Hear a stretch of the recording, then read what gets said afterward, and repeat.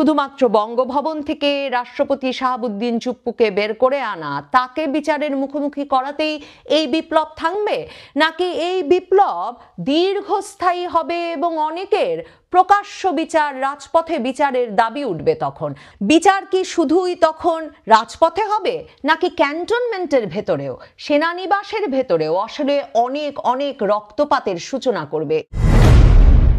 আপনারা জানেন, আমি নবনীতা চৌধুরীর বয়ানে স্পষ্টতই আলোচনা করেছি যে জুলাই ঘোষণাপত্র ঘোষণার সর্ববৃহৎ যে প্রভাব পড়বে, যেটা সাথে সাথে ঘটবে জুলাই ঘোষণাপত্র আসা মাত্র, সেটি হচ্ছে বাংলাদেশের সংবিধান বাতিল হয়ে যাবে, যেটিকে এনসিপি মুজিববাদী সংবিধান বলে, ৭২-এর সংবিধান, যেটি বাংলাদেশের বর্তমান সংবিধান, সেই সংবিধানটি বাতিল হয়ে যাবে। তাহলে সেই সংবিধান বাতিল হয়ে গেলে সাংবিধানিক পদগুলোর কি হবে? বাংলাদেশের সংবিধানের সর্বোচ্চ সাংবিধানিক পদ হচ্ছে রাষ্ট্রপতির পদটি, এবং ৫ই আগস্টের পরের ঘটনা প্রবাহ যদি আরেকবার মনে করে দেখবেন যে সেনাপ্রধান যখন আমাদের সামনে এসে ঘোষণা দিলেন, সংবাদ মাধ্যমের সামনে এসে আমরা টেলিভিশনের পর্দায় দেখছি যে তিনি বলছেন প্রধানমন্ত্রী শেখ হাসিনা পদত্যাগ করেছেন আর সেনাবাহিনী বাংলাদেশের জনগণের জানমালের দায়িত্ব নিচ্ছে এবং খুব দ্রুত একটা অন্তর্বর্তীকালীন সরকার গঠনের জন্য তারা রাজনৈতিক দলগুলোর সঙ্গে আলোচনা শুরু করেছে।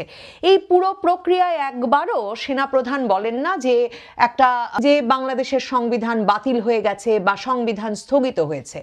এবং এরপর তিনি রাজনৈতিক দলগুলোকে নিয়ে অন্তর্বর্তীকালীন সরকার গঠন প্রসঙ্গে আলোচনার জন্য তিনি কিন্তু রাজনৈতিক দলগুলোকে নিয়ে যান হচ্ছে বঙ্গভবনে, মানে বাংলাদেশের রাষ্ট্রপতির বাসভবনে, বঙ্গভবনে নিয়ে যান। এবং বঙ্গভবনকে সেদিন বাংলাদেশের সরকারি আর কোনো স্থাপনা, সেনাবাহিনী, সশস্ত্র বাহিনী রক্ষা করতে যায় না বা রক্ষা করতে পারে না। মানে গণভবন থেকে, সংসদ ভবন থেকে প্রধান বিচারপতির বাসভবন, মানে কি না ভাঙচুর হয়েছে আর কি না লুটপাট হয়েছে। কিন্তু সেনাবাহিনীর সর্বোচ্চ নিরাপত্তা দিয়ে বঙ্গভবনকে সেদিন রক্ষা করে এবং রাষ্ট্রপতির পদকে একটা সাংবিধানিক শূন্যতার পরিস্থিতি থেকে বাঁচাতে রাষ্ট্রপতির পদকে সর্বোচ্চ সাংবিধানিক পদ হিসেবে মর্যাদা দিয়ে বিবেচনা করে অন্তর্বর্তীকালীন সরকার গঠনের পুরো আলোচনাটিকে সেনাপ্রধান কিন্তু বঙ্গভবনে নিয়ে যান। এবং ৫ই আগস্ট যখন জাতির উদ্দেশ্যে রাষ্ট্রপতি শাহাবুদ্দিন চুপ্পু ভাষণ দেন, তখন আপনাদের এই দৃশ্য নিশ্চয়ই মনে আছে যে রাষ্ট্রপতির পেছনে ৩ বাহিনী প্রধান, সেনাবাহিনী, বিমান বাহিনী এবং নৌবাহিনী প্রধান, তারা ৩ জন দাঁড়িয়ে থাকেন এবং রাষ্ট্রপতি ভাষণ দেন। রাষ্ট্রপতি সেদিন ভাষণে কি বলেছিলেন আসলে আমাদের প্রায়ই মনে পড়ে না, কারণ সে সময় এই এত ঘটনা প্রবাহের দোলাচলে রাষ্ট্রপতি কি বলেছিলেন সেটা তেমন ভাবে মনে না পড়লেও এখন যদি পত্রিকা ঘেটে দেখবেন, রাষ্ট্রপতি সেদিন জাতির উদ্দেশ্যে ভাষণে বলেন খালেদা জিয়াকে দ্রুত মুক্তি দেওয়ার সিদ্ধান্ত হয়েছে, একটা অন্তর্বর্তীকালীন সরকার গঠন করা হবে যাতে তারা দ্রুত একটা অবাধ, সুষ্ঠু, নিরপেক্ষ নির্বাচন দেয়।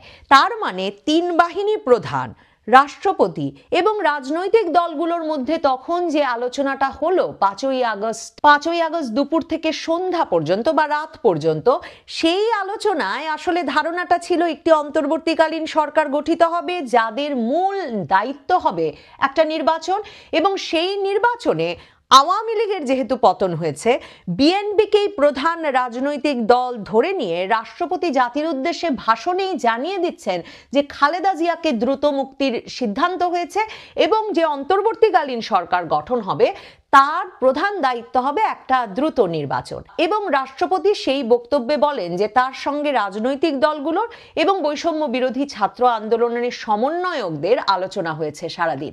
তার মানে তখনও রাষ্ট্রপতি বা ৩ বাহিনী প্রধানের কোনো ধারণা ছিল না যে বৈষম্য বিরোধী ছাত্র আন্দোলনের সমন্বয়কেরা এমন একটা সরকার গঠনের দাবি নিয়ে হাজির হবেন যেই দাবিতে তারাই মন্ত্রী পদে বসবেন এবং এই সমন্বয়কেরা সংবিধান স্থগিত করা, বাতিল করা, সংবিধান মুজিববাদী বলে একে বাতিল না করলে এটা বিপ্লবের সরকার হতে পারছে না, কিংবা কিসের নির্বাচন, সংস্কার সংস্কার সংস্কার, এ কোনো দাবি তার মানে 5ই আগস্টের আলোচনায় রাষ্ট্রপতি এবং সেনাপ্রধানের সামনে তোলা হয়নি। তবে 8ই আগস্ট ডক্টর ইউনূসের নেতৃত্বে যে অন্তর্বর্তীকালীন সরকার ঘোষিত হয়, তাতে আমরা দেখি ছাত্র সমন্বয়কেরা দায়িত্ব নিয়েছেন এবং ধীরে ধীরে তাদের মুখেই আমরা শুনি যে তারা এমন দীর্ঘমেয়াদী সংস্কারের কথা ভাবছেন। ডক্টর ইউনূসও ছাত্রদেরকেই তার নিয়োগকর্তা হিসেবে ঘোষণা করে বলতে থাকেন তারা এমন সংস্কারের কথা বলছেন যে সংস্কার ছাড়া আসলে নির্বাচন হতে পারবে না, এবং সেই সংস্কারে তারা মূল যে দাবি নিয়ে হাজির হন সেটি হচ্ছে সংবিধান বাতিল করে দেওয়ার। গত ফেব্রুয়ারি মাস থেকে স্পষ্টত এনসিপি গঠিত হওয়ার পর থেকে এই ছাত্র সমন্বয়কেরা বলতে থাকেন যে তারা আসলে সেকেন্ড রিপাবলিক ঘোষণা করতে চান।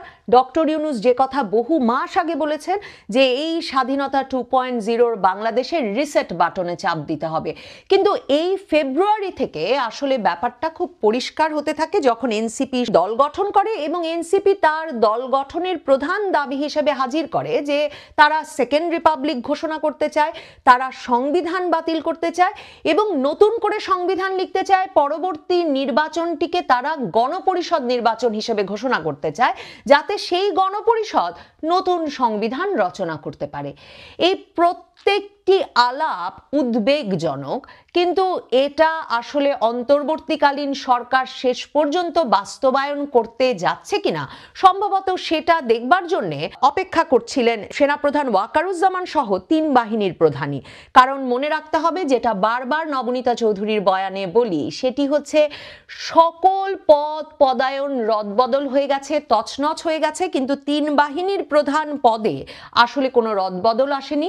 3 বাহিনীর নেতৃত্ব পর্যায়ে বড় ধরনের কোনো ঝড় ঘটে যায়নি এবং বাংলাদেশের সর্বোচ্চ সাংবিধানিক পদ হিসেবে শাহাবুদ্দিন চুপ্পু রাষ্ট্রপতি পদে বহাল আছেন। এবং এই 3 বাহিনী প্রধানই যে রাষ্ট্রের সর্বোচ্চ সাংবিধানিক পদটিকে বজায় রাখতে এবং সংবিধানের ধারাবাহিকতা বজায় রাখার ক্ষেত্রে অত্যন্ত গুরুত্ব দিচ্ছেন, তার কিছু প্রমাণ আপনাদেরকে হাজির করি। দেখুন, আমরা অক্টোবর মাস পর্যন্ত, মানে আগস্টে ইউনূস সরকার গঠিত হওয়ার পর অক্টোবর মাস পর্যন্ত দেখেছি প্রতি মাসে সেনাপ্রধান রাষ্ট্রপতির সঙ্গে দেখা করতে গেছেন এবং সেটা কিন্তু সংবাদে এসেছে। নভেম্বর মাসে 21শে নভেম্বর সশস্ত্র বাহিনী দিবস উপলক্ষে 3 বাহিনী প্রধানই বঙ্গভবনে গিয়ে তার সঙ্গে দেখা করে এসেছেন। এরপর থেকে পত্রিকায় সেনাপ্রধান বা বিমান বাহিনী প্রধান বা নৌবাহিনী প্রধানের সঙ্গে রাষ্ট্রপতির নিয়মিত সাক্ষাতের কোনো খবর আসে না। হতে পারে খবর প্রকাশেও একটা নিরুৎসাহিত করা হচ্ছে বা বাধা দেওয়া হচ্ছে। এবং গত কয়েক মাসে ক্রমাগতভাবে আমরা দেখি রাষ্ট্রপতির খবরাখবর পত্রিকায় কমতে থাকে। বঙ্গভবনে আমরা কখনো প্রধান উপদেষ্টাকে যেতে দেখি না। এমনকি গত ঈদে আমরা দেখি যে রাষ্ট্রপতি ঈদের নামাজ পড়তে বরাবরের মতো জাতীয় ঈদগাহেও যান না, তিনি বঙ্গভবনেই আটকা থাকেন ঈদের দিনেও নামাজ পড়ার ক্ষেত্রে। এবং ঈদের যে কুশল বিনিময় অনুষ্ঠান বঙ্গভবনে সবসময় ঐতিহ্যগতভাবে ঘটে এসেছে, সেখানেও আমরা প্রধান উপদেষ্টাকে যেতে দেখি না। সেখানে আমরা উপদেষ্টা পরিষদের একমাত্র ধর্ম উপদেষ্টা ছাড়া কাউকে উপস্থিত হতে দেখি না। সেখানে ছাত্র সমন্বয়কেরা যারা অগাস্ট মাসে 5ই আগস্টেই গিয়ে উপস্থিত হয়েছিলেন বঙ্গভবনে রাষ্ট্রপতির সঙ্গে আলোচনা করে অন্তর্বর্তী সরকার গঠনের সেই আলোচনায়, তাদের কাউকেও আমরা দেখি না। আমরা দেখি সেই কুশল বিনিময় অনুষ্ঠানে বাংলাদেশের অন্য বেশ কিছু রাজনৈতিক দলের নেতৃবৃন্দের পাশাপাশি গিয়ে উপস্থিত হয়েছেন 3 বাহিনী প্রধান। আমরা দেখি বঙ্গভবনে স্বাধীনতা দিবসকে সামনে রেখে, সেটা রমজান মাসও ছিল, কাজেই যে ইফতার অনুষ্ঠানের আয়োজন করা হয় সেখানেও সেনাবাহিনী প্রধান যান এবং বঙ্গভবনে নামাজের ইমামতি করেন তিনি। কাজেই রাষ্ট্রপতি পদের মর্যাদা ধরে রাখতে, এই পদের উচ্চতা ধরে রাখতে 3 বাহিনী প্রধান যে কাজ করছেন সেটাকে আমি অত্যন্ত তাৎপর্যপূর্ণ বলে মনে করি। কারণ মনে রাখতে হবে, সেনা প্রধান বদল করার ক্ষেত্রে রাষ্ট্রপতির স্বাক্ষরের প্রয়োজন হবে। সংবিধানে লেখা আছে বটে যে রাষ্ট্রপতি স্বাক্ষর করবেন প্রধানমন্ত্রীর পরামর্শক্রমে, কিন্তু মনে রাখবেন প্রধানমন্ত্রীর পরামর্শ মেনে নেওয়ার বিষয়টি একটা প্রথা বটে। রাষ্ট্রপতি স্বাক্ষর না করলে সেনা প্রধান কিংবা সশস্ত্র বাহিনীর কোনো প্রধানকে প্রধানমন্ত্রী চাইলেই পাল্টে দিতে পারেন না। আর প্রধান উপদেষ্টা পদটির কিন্তু কোনো সাংবিধানিক ভিত্তি নেই বাংলাদেশে। এটা একটা নির্বাহী আদেশের মাধ্যমে এখন বলা হয়েছে যে প্রধানমন্ত্রী পদের সমমর্যাদায় প্রধান উপদেষ্টা পদটিকে বিবেচনা করতে হবে। কাজেই বাংলাদেশের যে বর্তমান সংবিধান, সে সংবিধানে যে পদটি সর্বোচ্চ ক্ষমতার অধিকারী, সেই পদটি রাষ্ট্রপতি চুপ্পুর। আমরা জানি হাসনাত আব্দুল্লাহ সহ জুলাই আগস্ট আন্দোলনে নেতৃত্ব দানকারী পক্ষটি বারবার মনে করিয়ে দেয় যে সেনাপ্রধান ওয়াকারুজ্জামান হাসিনার লোক। তারা বারবার মনে করিয়ে দেয়, তারা বারবার বলে যে রাষ্ট্রপতি শাহাবুদ্দিন চুপ্পুকে বঙ্গভবন থেকে অপসারণ করা না পর্যন্ত আসলে জুলাই আগস্ট আন্দোলনের মূল লক্ষ্য নাকি কিছুতেই অর্জন করা যাবে না। আপনাদের মনে থাকবে 22শে অক্টোবর মঙ্গলবারে হাসনাত আব্দুল্লাহ বঙ্গভবন ঘেরাও করে ঘোষণা দিয়েছিলেন 24 থেকে 48 ঘন্টার মধ্যে শাহাবুদ্দিন চুপ্পুকে বঙ্গভবন থেকে অপসারণ করে তবে তারা বঙ্গভবন এলাকা ছাড়বেন। তারপর অবশ্য সে সময় বঙ্গভবন এলাকা ছেড়ে আসতে হয় তাদের।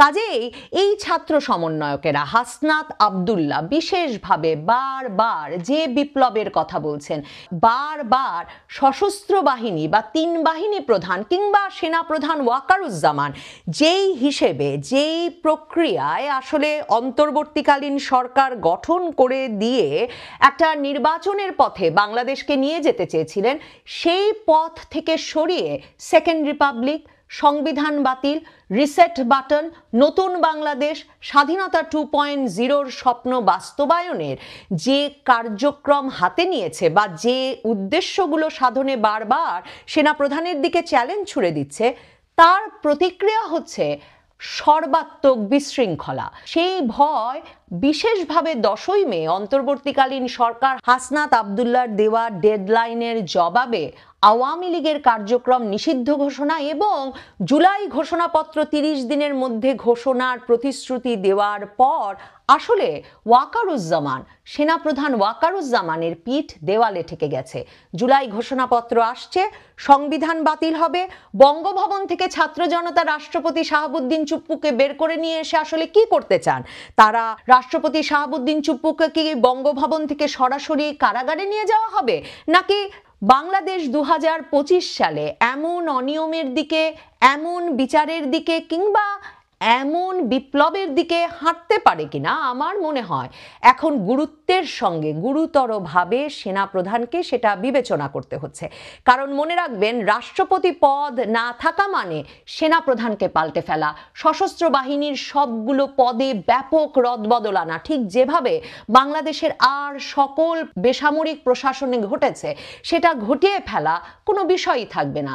তখন কি সত্যি শুধুমাত্র বঙ্গভবন থেকে রাষ্ট্রপতি শাহাবুদ্দিন চুপ্পুকে বের করে আনা, তাকে বিচারের মুখোমুখি করাতেই এই বিপ্লব থামবে, নাকি এই বিপ্লব দীর্ঘস্থায়ী হবে এবং অনেকের প্রকাশ্য বিচার, রাজপথে বিচারের দাবি উঠবে? তখন বিচার কি শুধুই তখন রাজপথে হবে, নাকি ক্যান্টনমেন্টের ভেতরেও, সেনানিবাসের ভেতরেও আসলে অনেক অনেক রক্তপাতের সূচনা করবে? এই সকল বিবেচনা সেনাপ্রধান ওয়াকারুজ্জামানকে অন্য নানা পথ ভাবতে বাধ্য করছে। আগস্ট থেকে তিনি বারবার বলে এসেছেন যে কোনোভাবেই সেনাবাহিনীকে রাজনৈতিক প্রক্রিয়ার অংশ করতে চান না তিনি। রাজনৈতিক প্রক্রিয়া থেকে সেনাবাহিনীকে দূরে রাখতে চান, দ্রুত সেনাবাহিনীকে ব্যারাকে ফিরিয়ে নিয়ে যেতে চান। কিন্তু পরিস্থিতি অন্যদিকেও এমন যে অন্তর্বর্তীকালীন সরকারের যেহেতু নির্বাচনের কোনো আগ্রহ নেই এবং আইন শৃঙ্খলা পরিস্থিতি ক্রমাগত যেভাবে হাতের বাইরে চলে যাচ্ছে, তাতে খুব শিগগিরই তিনি সেনাবাহিনীকে ব্যারাকে ফিরিয়ে আনতে পারবেন সে সম্ভাবনাও দেখছেন না।